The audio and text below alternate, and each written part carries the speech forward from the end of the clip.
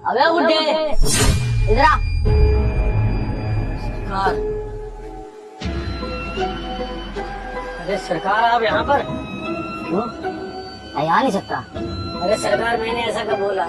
आ सकते हो, बिल्कुल आ सकते हो। मैं तेरे से ना फालतू की बात करने नहीं आया, तुझे ना मांगने बुलाया। देखिए मुझे पता मैंने 2-3 दिन से पैसे नहीं दिए, पर यहाँ पर कोई हंगामा मत करना।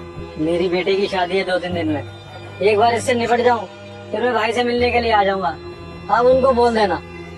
ये सब बकवास है तेरी, भाई से शादी करी हो।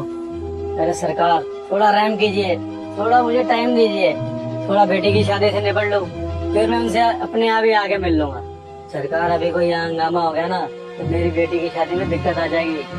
देख ये सब बात है ना मुझे नहीं पता, मैं तुझे यहाँ लेने आया हूँ। अब ये बता अपनी मर्जी से जाएगा या तुझे यहाँ से घसीट के लेके जाऊँ? नहीं नहीं उसकी कोई जरूरत नहीं है। सरकार आप चलिए, मैं आता हूँ।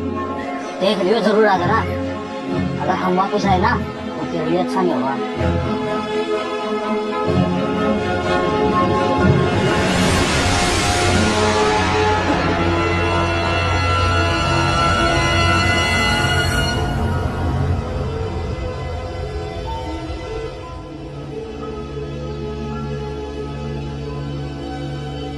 तो 2-3 दिन से पैसे नहीं दिए ना तो वापस ही बुलाया है।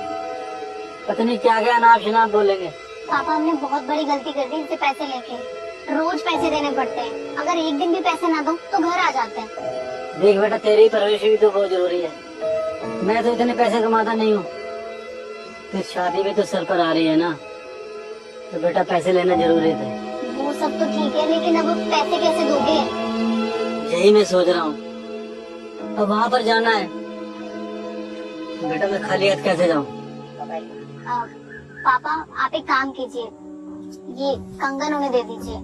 शादी के बाद जब पैसे आए तो ये कंगन उनसे छुड़वा लेना।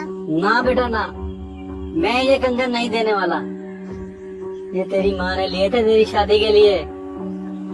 पापा बिना कंगन के शादी हो सकती है, और माँ ने ये कंगन मेरे लिए बनवाए थे ना, तो मैं ही आपको ये दे रही हूँ। अगर हमने उन्हें पैसे नहीं दिए तो फिर वो शादी में आके तमाशा खड़ा करेंगे, फिर आपकी बहुत बदनामी होगी, और वो मैं बर्दाश्त नहीं कर सकती। देखो पापा ज्यादा मत सोचो, इसके सिवा कोई और रास्ता भी तो नहीं है। ये आप रख लो।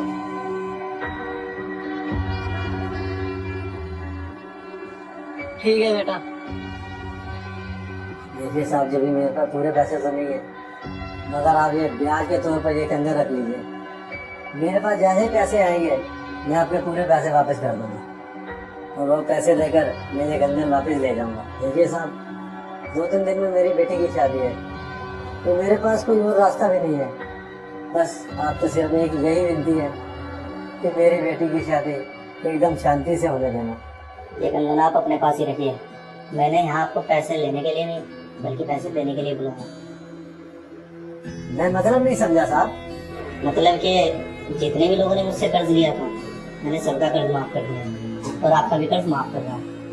तो मैं ऐसे शख्स हूँ जिसने मुझसे 1 लाख रुपए ब्याज पे लिए थे, और ब्याज आप 1.5 लाख रुपए दे चुके हो। आपको सुनने में ऐसे लग रहा होगा ना। मैं बताता हूँ इसके पीछे का कारण क्या है।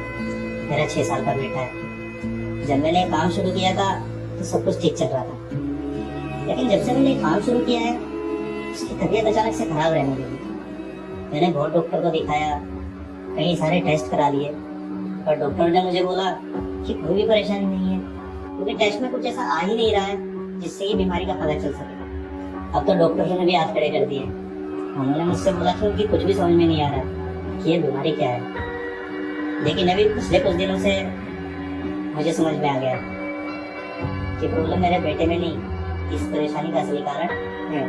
क्योंकि मैं बहुत रीच काम करता हूँ, ब्याज खाता हूँ, लोगों को परेशान करता हूँ, अपने पैसे वापस लेने के लिए उन्हें धमकी देता हूँ। जितने पैसे उन्होंने मुझसे लिए हैं उससे भी ज्यादा पैसे उनसे जबरदस्ती वसूल करता हूँ। कई बार उनकी चीजें रख लेता हूँ, पता नहीं क्या क्या।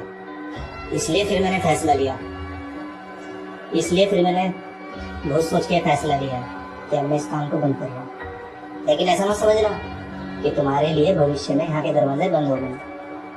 आगे से तुम्हें किसी भी चीज में पैसे की जरूरत हो तो पैसे ले सकते हो, लेकिन मैं पैसे ब्याज पर नहीं दूंगा। मैं आपको पैसे दूंगा और जितने पैसे आप मुझसे लोगे उतने ही पैसे आप मुझे लौटाओगे जब आपके पास हो। आपने मुझे 1.5 लाख रुपए ब्याज दिया, आपने 1 लाख रुपए मुझसे लिए थे, तो 1 लाख रुपए काट कर मैं आपके 50,000 रुपए आपको वापस करता हूँ।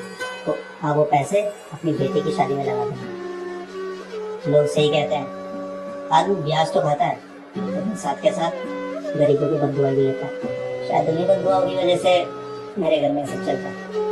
अरे नहीं साहब, आप परेशान बिल्कुल मत होइए, देखना आपका बेटा बहुत जल्द ठीक हो जाएगा।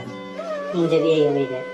अच्छा आप जाइए, आपको अपनी बेटी की शादी की तैयारी भी तो करनी होगी। बहुत बहुत धन्यवाद साहब, ये आपने हमारे ऊपर बहुत बड़ा एहसान किया है साहब। और हाँ साहब, मेरी बेटी की शादी में आना मत भूलना, मैं आपको कार्ड भिजवा दूंगा। अरे इनविटेशन की भी जरूरत नहीं है, मैं आपकी बेटी की शादी में जरूर आऊंगा। ठीक है साहब, मैं चलता हूँ, भगवान आपका भला करे। ठीक है, नमस्ते।